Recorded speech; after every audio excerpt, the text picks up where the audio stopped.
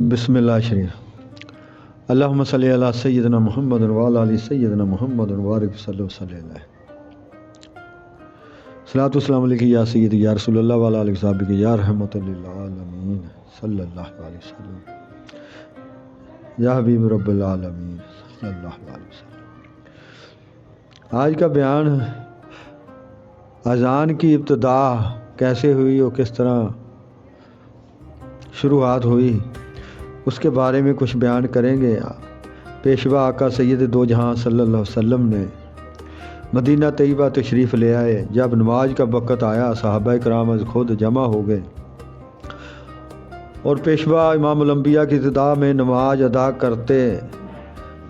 ادائیگی نماز کے لیے کسی اعلان وغیرہ کا کوئی رواج نہ تھا۔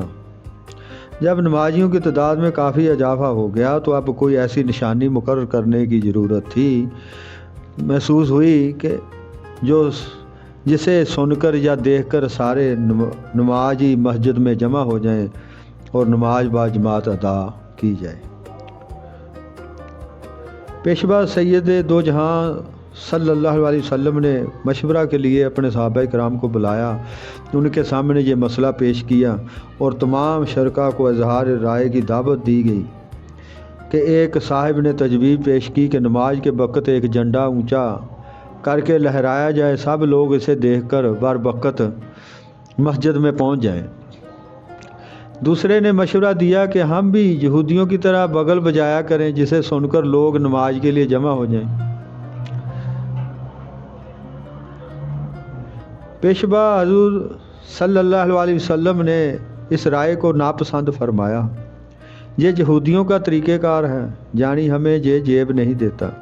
ایک اور صاحب بولے ناقوس پھونکا کریں۔ پیشوا رسول اللہ صلی اللہ علیہ وسلم نے اس تجویز کو بھی مسترد فرما دیا۔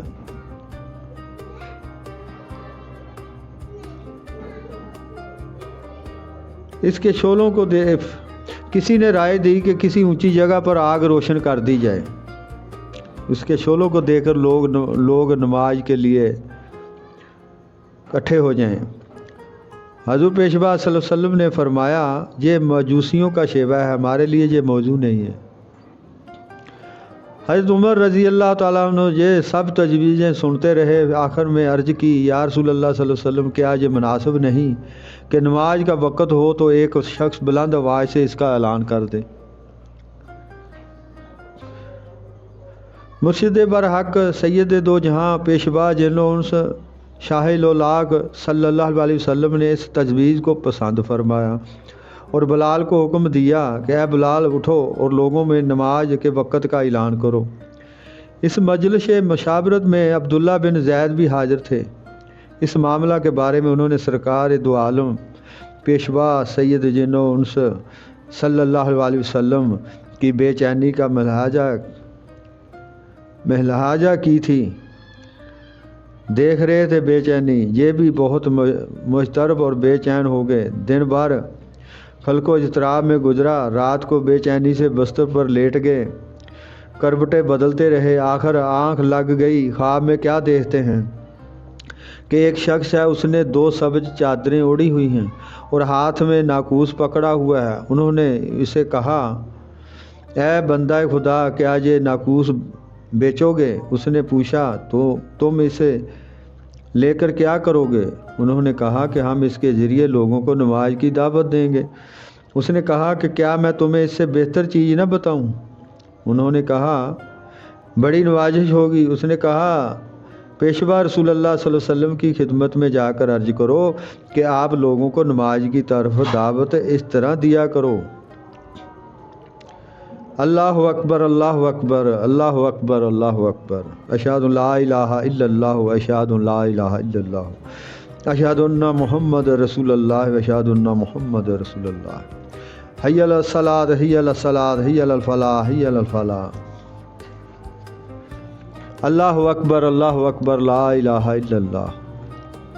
عبداللہ بن زید رضی اللہ تعالیٰ عنہ کہتے ہیں کہ میری آنکھ کھل گئی۔ جب صبح ہوئی تو میں نے اللہ کے پیارے رسول اور مخلوق کے پیشوا سید دو جہاں صلی اللہ علیہ وسلم کی خدمت اقدس میں حاضر ہوا اور اپنا خواب سنایا۔ حضرت ابن عمر سے مروی ہے کہ حضرت عبداللہ کی جب آنکھ کھلی تو وہ زیادہ ضبط نہ کر سکے، رات کو ہی خدمت اقدس میں حاضر ہوئے، سارا خواب عرض کیا۔